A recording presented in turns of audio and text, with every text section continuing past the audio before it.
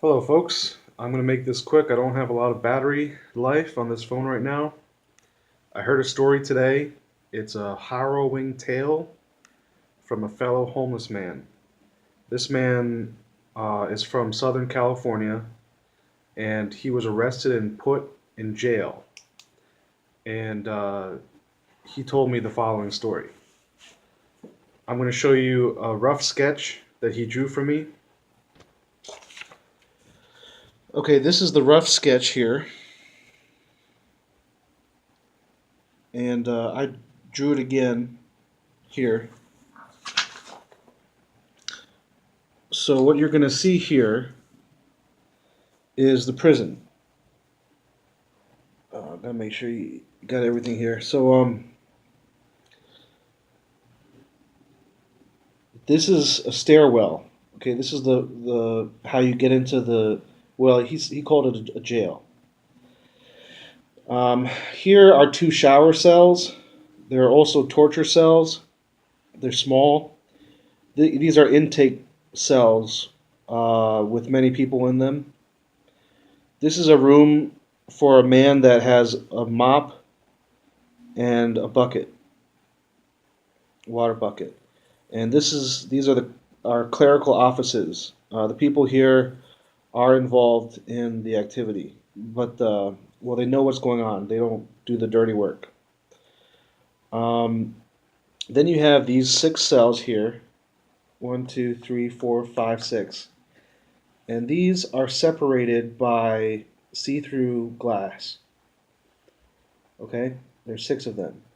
Now my friend, his name is Steve, and I'm going to tell you what he told me. Um, he came in here, he had an intake, he took a shower in here, they put the uniform on him, the jail uniform, and then he was taken to a cell over here. Now, I think this was at nighttime. He he saw the correctional officers take two people. First, they took one person to the shower cells, and then they took a second person to the shower cells. Now, the second person he came to understand had a knife, and that person was induced to cut off the penis of the first man that went to the cell. And from what he told me, it seemed that sometimes these two things happen at the same time, sometimes not. Anyway, so he also thinks that the people that are brought to these cells are eventually killed, but first they have their penises removed. And what he could hear, he didn't see the process, but he could hear it. And he was in his cell. He could see them being taken there, and he could hear screaming, and he could hear people say, "Stop it! Stop cutting me! Stop it!" and screaming and begging and whatnot. So here, Steve is in here praying, and he's crying out. He's saying, "Lord Jesus, please help me. Send an army. Please deliver me from this." And what ends up happening is that U.S. Marshals come in, and when the people in the office find out that the Marshals are coming, there's a whole flurry in the office, and they move paperwork around so that the Marshals don't know what's going on.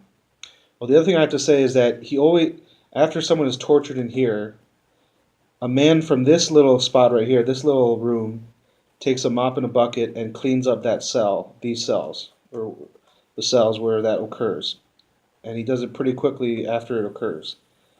The other thing is that these cells, they're shower cells as well, and they have concave floors. The floors are sloped in, okay, or sloped down, and there's a drain. So that's how the blood is removed. So he told me the U.S. Marshals came in here and they were misdirected. He says there was a mirror right here that he could see some of the activity. At some point, the marshals were tranquilized, and how they were tranquilized, he doesn't know. He couldn't see that.